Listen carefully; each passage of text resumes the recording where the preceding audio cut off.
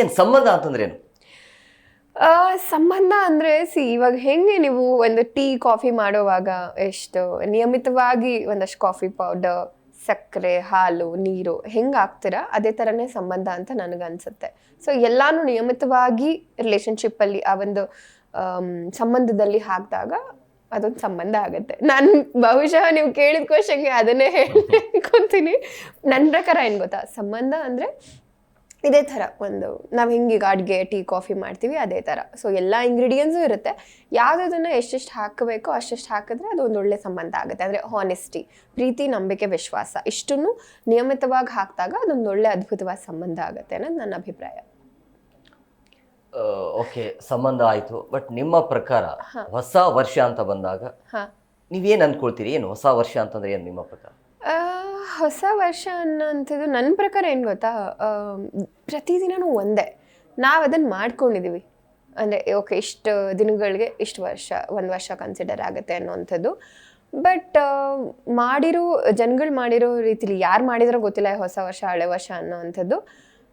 But ಒಂದು ಬದಲಾವಣೆ ತಂದ್ಕೊಳ್ಳೋದಕ್ಕೆ ಒಂದು ರೀತಿಯ ಒಂದು ಅವಕಾಶ ಅಂತ ಹೇಳ್ಬೋದು ಈ ಹೊಸ ವರ್ಷ ಅನ್ನೋವಂಥದ್ದು, ಅಥವಾ ಹಳೆ ವರ್ಷ ಮುಗಿದು ಹೊಸ ವರ್ಷ ಶುರು ಆಗುತ್ತೆ ಅನ್ನೋವಂಥದ್ದು. ನನ್ನ ಪ್ರಕಾರ ಯಾವುದೇ ವ್ಯಕ್ತಿಗಾದರೂ ಒಂದು ತಪ್ಪುಗಳನ್ನ ತಿದ್ಕೊಂಡು ಮುಂದೆ ಆ ತಪ್ಪುಗಳನ್ನ ಮಾಡದೇ ಇರೋ ಹಾಗೆ ಬದಲಾವಣೆ ತಗೊಳ್ಳೋದಕ್ಕೆ ಒಂದು ರೀತಿಯ ಒಂದು ಅವಕಾಶ ಅಂತ ಹೇಳ್ಬೋದು. ಹೊಸ ವರ್ಷ ಹೊಸ ಜೀವನ ಅಂತ ಹೇಳ್ಬೋದು.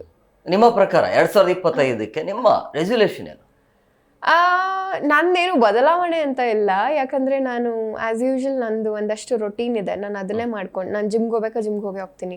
ಡೈಲಿ ಚಾಲೀಸ ಕೇಳಬೇಕು, ಚಾಲೀಸ ಕೇಳ್ತೀನಿ. ಡೈಲಿ ಪೂಜೆ ಮಾಡಬೇಕು, ಮಾಡ್ತೀನಿ. ಡೈಲಿ ಭಗವದ್ಗೀತೆ ಓದ್ತೀನಿ. ಆ ರೊಟೀನ್ ಹಾಗೆ ಇದೆ. ಸೊ ಮುಂದಿನ ವರ್ಷನೂ ಅದು ಅಂದರೆ ಹಾಗೆ ಇರುತ್ತೆ. ಎಕ್ಸ್ಟ್ರಾ ಆ್ಯಡ್ ಆನ್ ಅಂದರೆ ನಾನು ಯೋಗ ಕ್ಲಾಸ್ ಬಿಟ್ಬಿಟ್ಟಿದ್ದೆ, ಅದನ್ನು ಮತ್ತೆ ರೀಕಂಟಿನ್ಯೂ ಮಾಡಬೇಕು ಅಂದ್ಕೊಂಡಿದ್ದೀನಿ. ಮೆಡಿಟೇಷನ್ ಕ್ಲಾಸಸ್ಗೆ ಹೋಗ್ಬೇಕು ಅಂದ್ಕೊಂಡಿದ್ದೀನಿ.